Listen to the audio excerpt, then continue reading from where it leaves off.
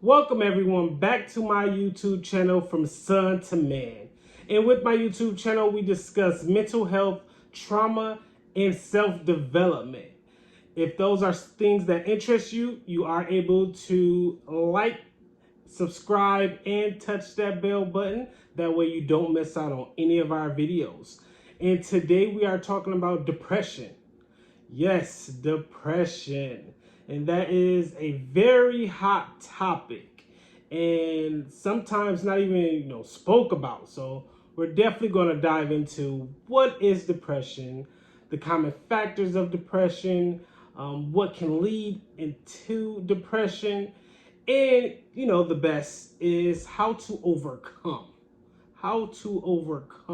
depression, what it is that you can do that helps get over the depression stage.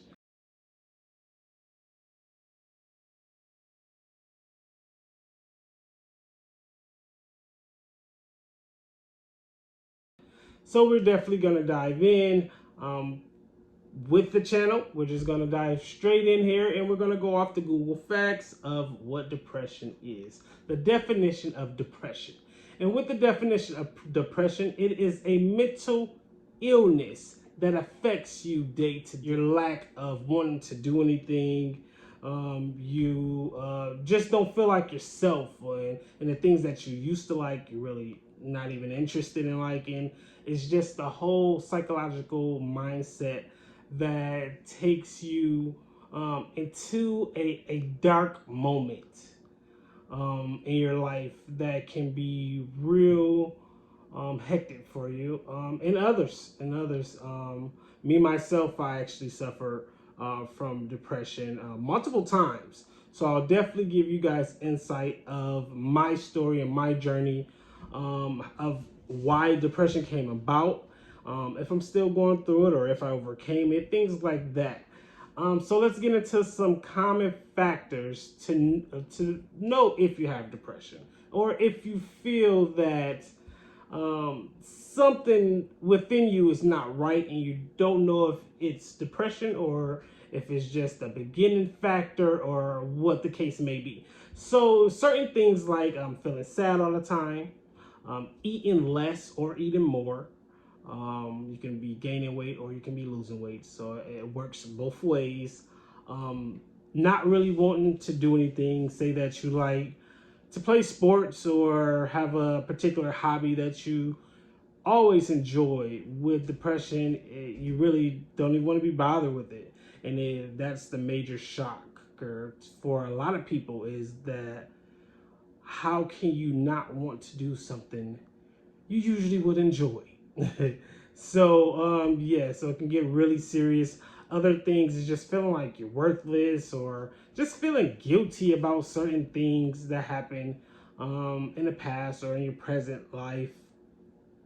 So it definitely have multiple factors that can actually be the cause of you feeling depressed. Now, some other factors are being that it breaks down into, it can be your biochemistry, it can be your personal, it breaks down into a lot of different factors that it actually can be. So the first factor is your biochemistry. So with your biochemistry, it's something that goes through the mind and the brain that is having an effect on you. So that really pretty much sums up the biochemistry. And then it can be genetic. So it can definitely be genetic. Say that you are or was raised in a home where depression was high in a parent and you saw them go through severe depression. It's proven that about 60% chance of you experiencing depression at some point in time. So it doesn't have to be the exact same time that the parent or the loved one is going through the depression for you to have it, but it can actually happen later on in life that will kind of like trigger you to have the same type of moods that you have experienced your loved one having. So that's the genetic side of things, just going down. And it can be generation after generation. It can really be deep down in there in the family as well. And the second thing is your personality type of depression. And with this personality depression, it's just more of just like your moods or how you view yourself, what type of things that you have overcome that still gets you into a state of mind that you feel kind of low about yourself. You just don't have that high enough level of self-esteem to keep you moving, and you're just always feeling like something is wrong with you. And then the final factor is environmental side of factor. With the environmental factor, that can be anywhere from abuse, neglect, trauma, just things that happen around you consistently to get you into a place where you're not feeling like yourself, and it's really taking effect on you. And a big one is with grieving and going through other situations can all tie into making you depressed. So say that you say you lost a loved one, and usually with grieving, it's expected. So when you lose a loved one, you'll be hurt that they're gone, but you'll remember those good times that you had. So that grieving keeps you in the momentum of actually being okay. So that's separate from being depressed. Now, grieving with depression is that you think of those moments about your loved one, and instead of you thinking about the good things and having like a little chuckle or a fun memory, you think the worst of the worst, or the shoulda, woulda, couldas, or not still really understanding why it had to happen, or just things of that nature. It's really just a sorrow that keeps you locked in a sense of going through the grieving process and really not wanting to accept. So with depression overall, it's 1 out of 6 people that will experience depression at some point in their life. 1 out of 6 people. So if you're in a room of 12 people, at least 2 of them will have some form of depression.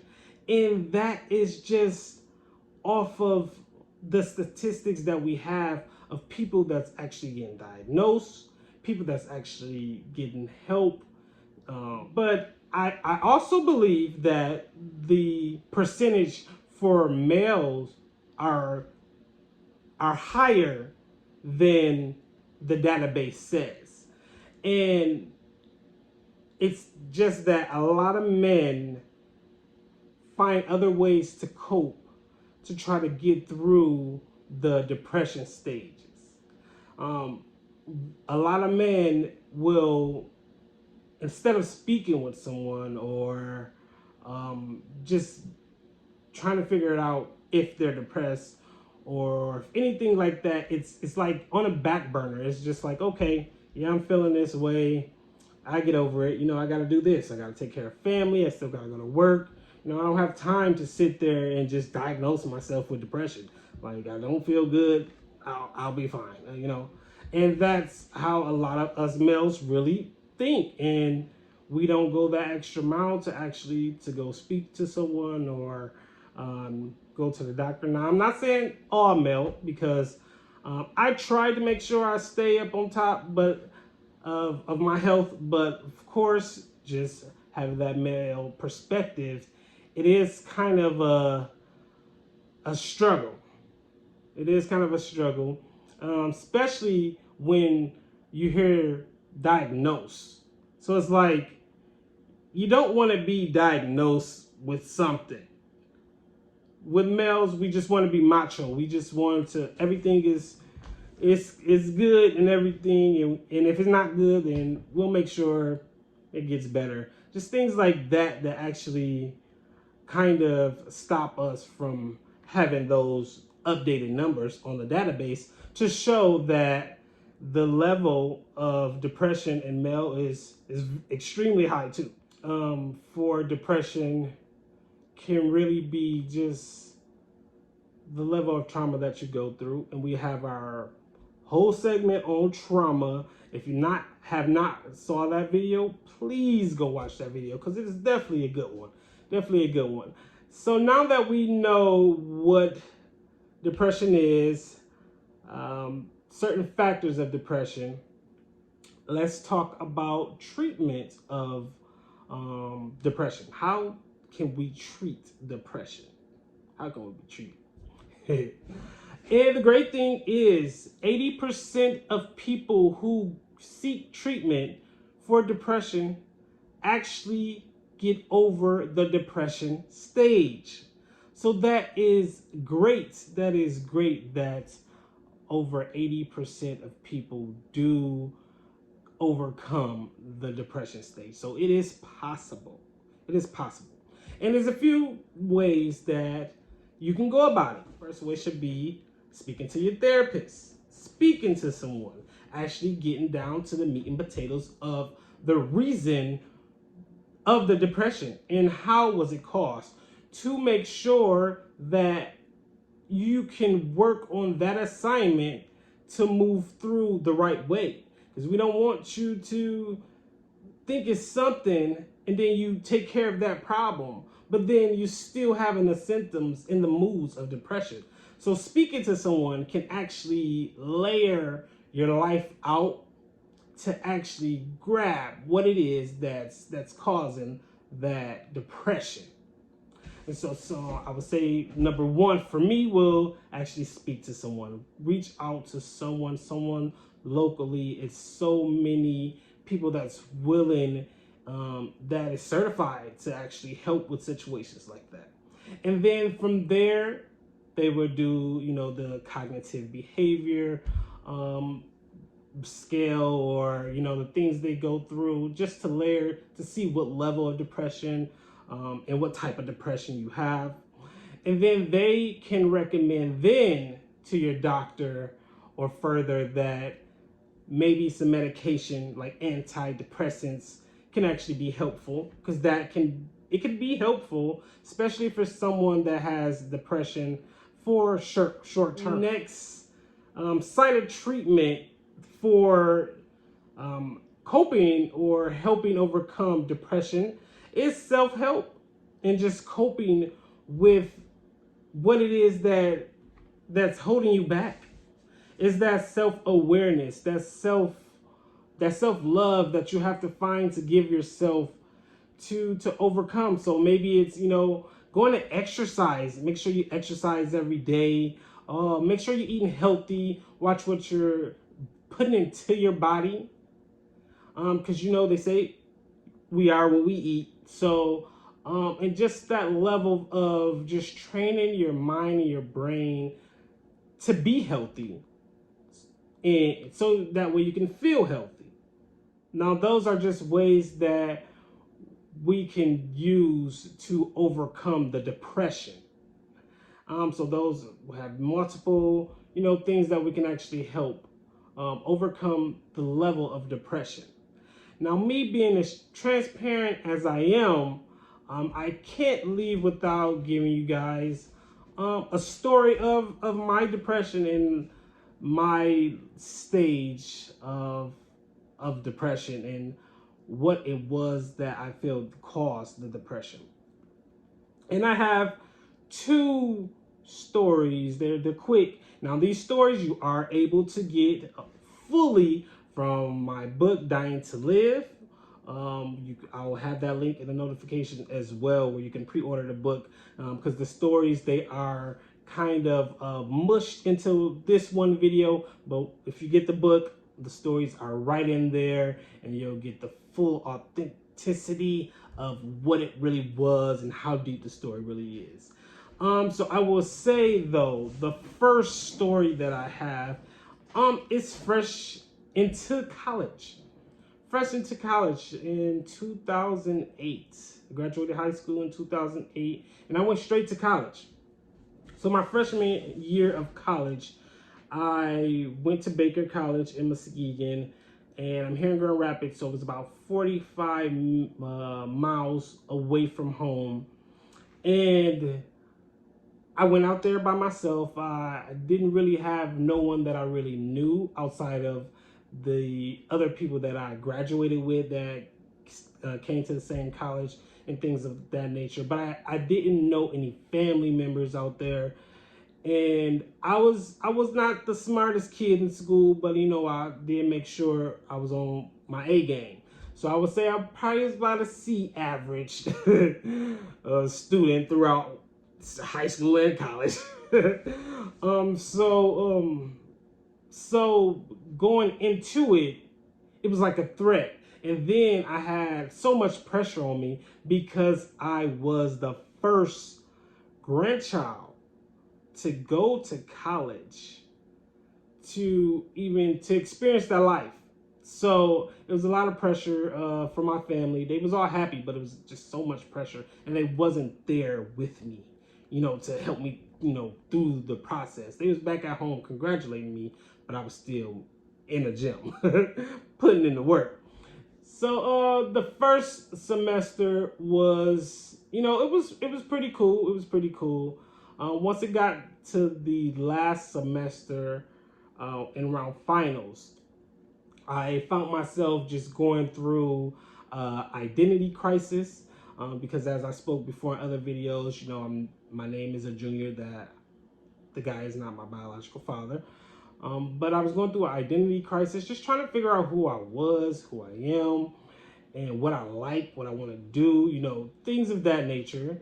And then it was also combined with me wanting to have a relationship with my father, because at that time we started speaking more. Even though he was incarcerated, we actually started speaking one-on-one more. And then just the trauma that I went through as a kid, that I was now becoming an adult. And so it was scary that I went through so much, and I feel like I got to a point like I am really an adult now. I don't have nobody. I don't have nobody. Like, I have people, but I have nobody. I really only have myself. And so just going through that process and the level of trauma and the failed relationships from friends to girlfriends to parents, just overall, I felt so alone. I felt so alone, and I felt that I couldn't do any of the work. Like, I was just tapping out. I was tapping out, and I remember being in my dorm, and I was just shaking. I was really shaking. I'm like, I don't know what's going on. It was like I was having an anxiety attack, but I didn't know why. And from there, I just wanted to stay in the room. I didn't want to do nothing. I missed days of school, just not wanting to even communicate with others. It was really deep, because it was hard. It was hard, and with depression, you make it even harder than the actual task of it. It was just a point where I just didn't know where life was taking me. Like, I was glad I graduated high school, but going to college was very intimidating. And back then, I actually read that a lot of suicidal thoughts and activities happen freshman year of college, and it's usually on a Monday. It's usually on a Monday, and that is something that's really, you can Google and find yourself that it's a real thing, that it's a high level of depression. So that was one. And then most recent, 2018, by far one of my worst year of my life was 2018. I'm already going to sum it up, but it was so much in there. So I would say, just being a father I'm a father of 3 now, but I was a father of 2 at the time. And it was a battle of house, trying to find a house. The landlord had put our house up for sale that we were in because we was renting. He put it up for sale, told us we have 60 days to find somewhere. Um, so just that level of stress and just getting a call out of the blue on top of working 80 hours double time on double time, as well as trying to get my business off the ground because I was doing like talent shows and things like that. So I had a business competition, a little pitch competition that was for a grand prize for cash. And then, so I was going through that, and I was like, okay, it's a little stressful, but I was kind of maintaining it. And then on September 2nd, my grandmother, Emma, she passed away. And she was battling cancer for a long time.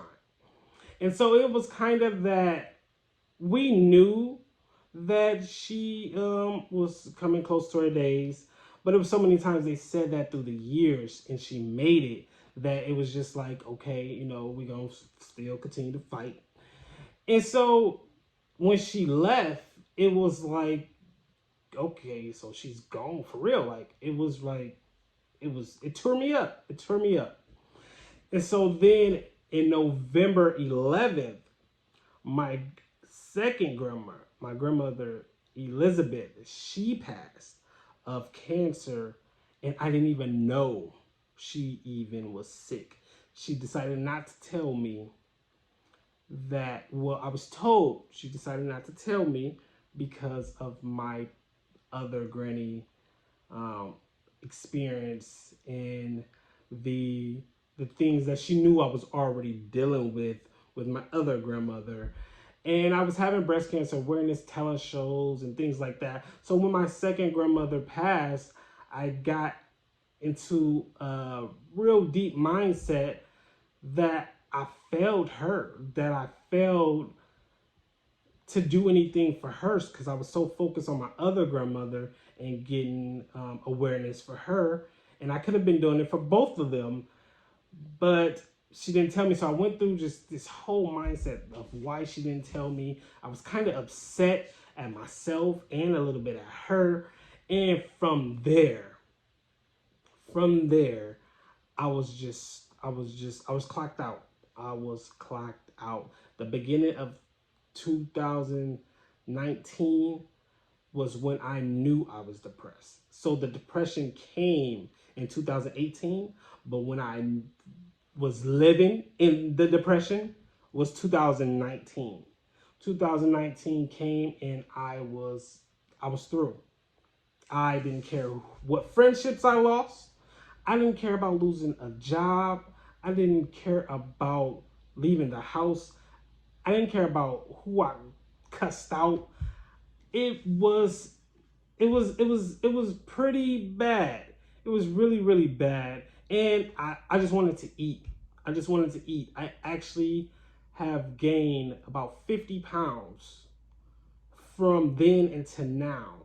And the depression is still feel like it's lingering, but I'm keeping it, I'm layering it down, I'm getting back to myself, I'm making remembering what makes me happy and things of that nature. So those are the two times that I have experienced depression. And for me, it's just been a roller coaster ride. I'll overcome a certain situation um, of me feeling depressed, and then another time will come up or something will come up, and I'll go back to there. And for me, it was all about trauma. For me, it was about the things that I have experienced that I'm finally learning how to let go, but it's like a cycle thing. It just is a trigger. Like certain things trigger, and boom, just like that, it's just you don't want to do anything. I'm back to I just don't want to be a people person. I don't want to I don't want to go here. I don't want to go there. I just want to stay in the house. Just want to eat. Just give me chips. Just give me my ice cream. Just give me my cookies. Just leave me alone and just let me watch TV. if I can do that without zoning out. So yes, and some things that actually helped me get over the depression the first time when I was in school, when I was in college. The things that helped me get over it was actually speaking to my loved ones, to people that I knew cared about me and that was concerned about me.